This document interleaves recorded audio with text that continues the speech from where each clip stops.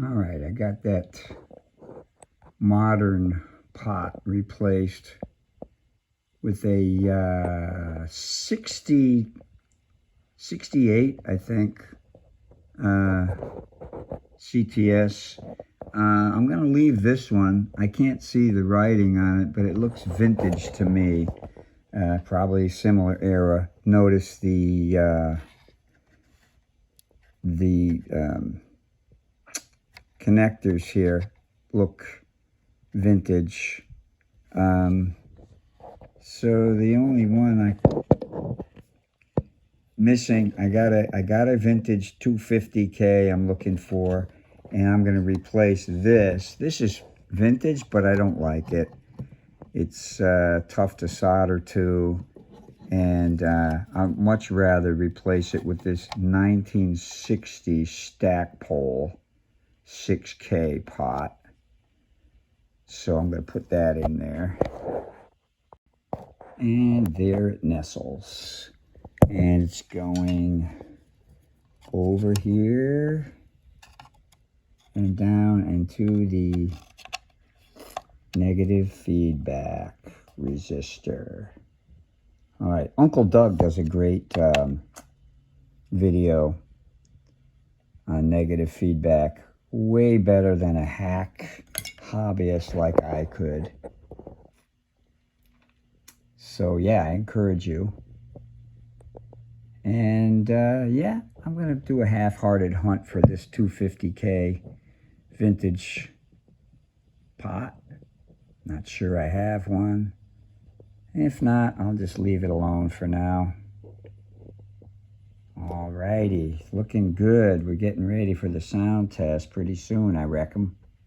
Alrighty. Alright, I got rid of that unsightly modern cap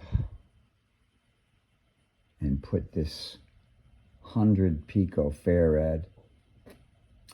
It actually measures out to be about 113 on my Sencor. All right, you know, looking this over, I think it might be time to put this sapsucker back together here.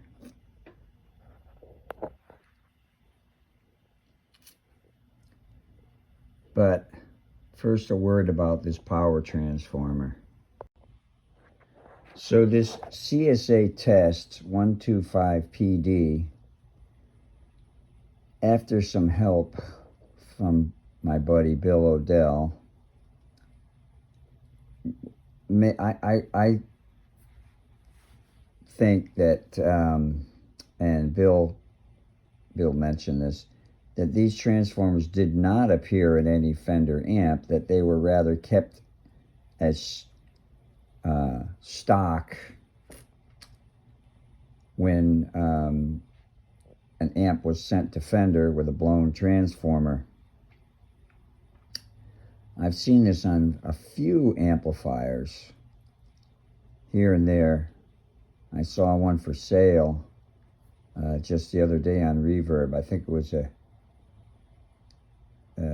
was not exactly the 125P5D. I think it was something else. Anyway, they're out there. So yeah, that's what that is there. Anywho, time to put this thing back in the cabinet. See what it sounds like. Well, I got a nice pair of tongue saws here. 5881s, and I got them matched really nice. I got a nice pair here. I got them at 40 milliamps, 457 volts. That's about 18 watts a piece. Yeah, 18.3 watts a piece. So that's beautiful. I'm gonna try it like that. That's really what it came out with, isn't it? My lab master's talking to me right now. questioning my judgment. I don't know. So anyways, I'm going to start with that and go from there. All right. All right, I got the chassis bolted back in there. Got the octal tubes in there. And look at that nice Bugle Boy logo. You know, I saw an idiot online, and he said, make sure you rub all the oil from your fingers off the tube. And I saw him take a rag and wipe this tube down and completely removed all the lettering of a really cool vintage tube. Just destroyed it. That's an old wives' tale. Don't worry about the freaking finger oil on your tubes. It won't do a thing. Worst case scenario, it might cook off, but it's not going to cause your tube to blow up or whatever, they crack or whatever they think is going to happen. I don't know, but don't worry about it, huh? Hey, forget about it. Now, for the preamp tubes, my stash has changed considerably since I last investigated this amp.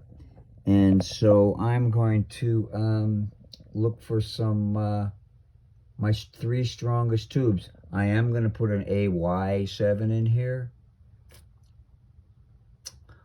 just because. And yeah, sorry, I meant an AU. I'm going to put a 12AU7 in here. And I noticed that we have a couple of holes drilled. Those were there when I got the amp. I think actually this one here was a 1/4-inch jack that Jack had jacked in his wiring to put a single cabinet or a 1/4-inch connector. I don't know. And I don't know what this one was. That was just a hole there when I got it. So anyways, let me hunt down some nice preamp tubes. Alrighty. I dug some really nice recent additions.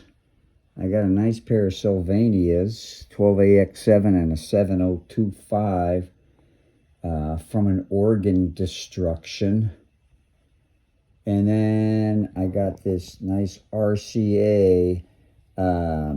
This is a military version of a 12AU7, which is a 5814. And yeah, I'm never going to remember that number. But there it is. Nice USA. I think it's RCA.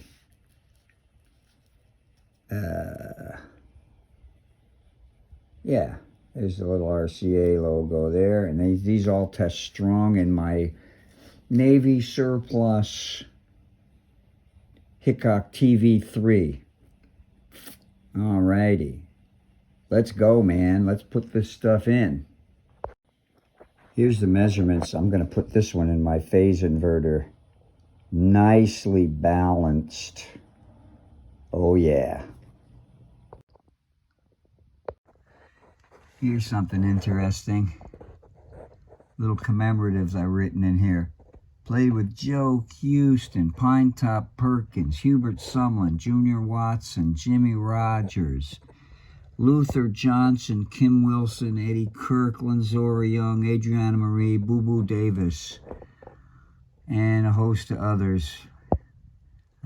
That's all with this amplifier. And then over here, Austin, Texas, Covina, California, L.A. Jones, Austin, Texas, St. Louis, Missouri, 2020, 2025. And then a little tribute to my sweetheart, Lake Arrowhead, L.A. and A.M. Aw. Okay. I was going to put some asbestos scratch and sniff back here, but after seeing this, I changed my mind. Alrighty, onward. And one final leap before I look.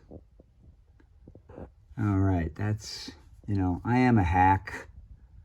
But that's about as good as I can get there. Alrighty, nice. That's a fake tube chart in there, by the way. Yes, sir. Alright. Alright. The moment you've all been dreading, waiting for. We're going to do the sound test. I'm not going to crank it all the way up. Yeah, so we got the bright channel on, the normal channel off. We got all the control, presence is down. The tone controls are all at 7.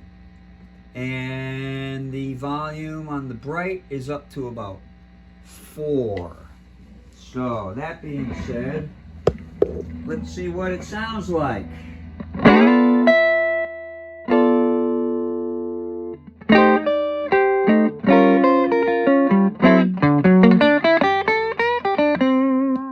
Check this out.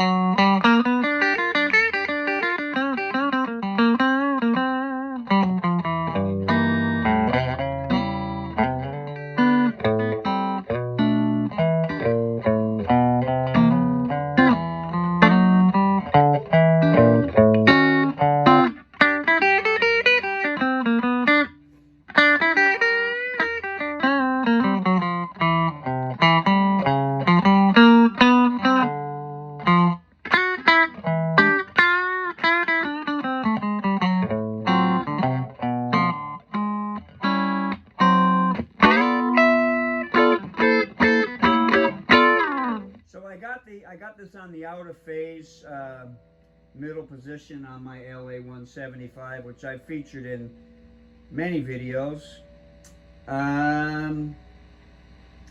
Let's go to a jazz setting. Here's a jazz setting for this. Here's a jazz setting.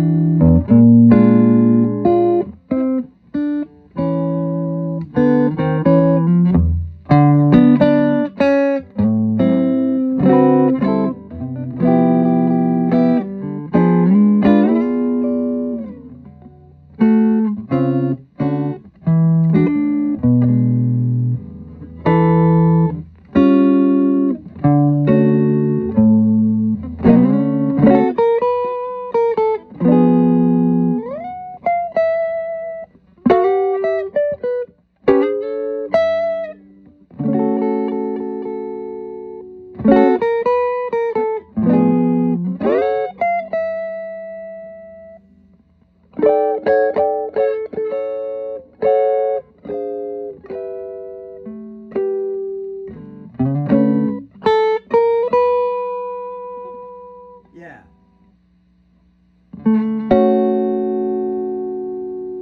Anyways, I'm not going to drag that on, but yeah, that's a... okay, so that's your jazz setting there. Here we got a little... This is your Elmore James setting here.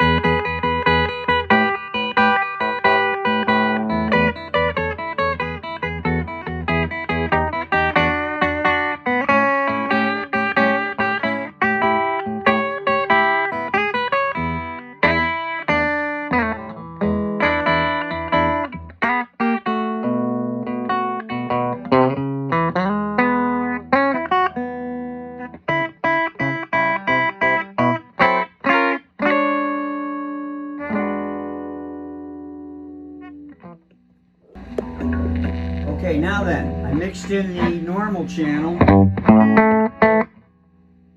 Here's the middle position.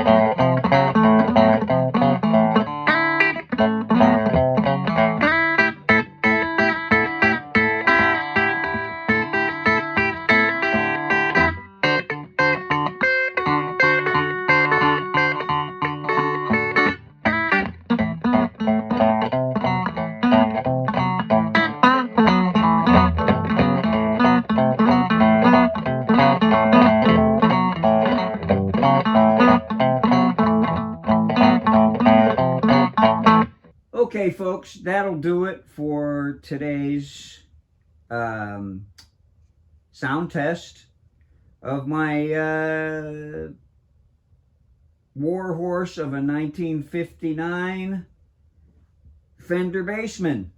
Alrighty, hope you enjoyed it, and thanks for watching. Hope this helps.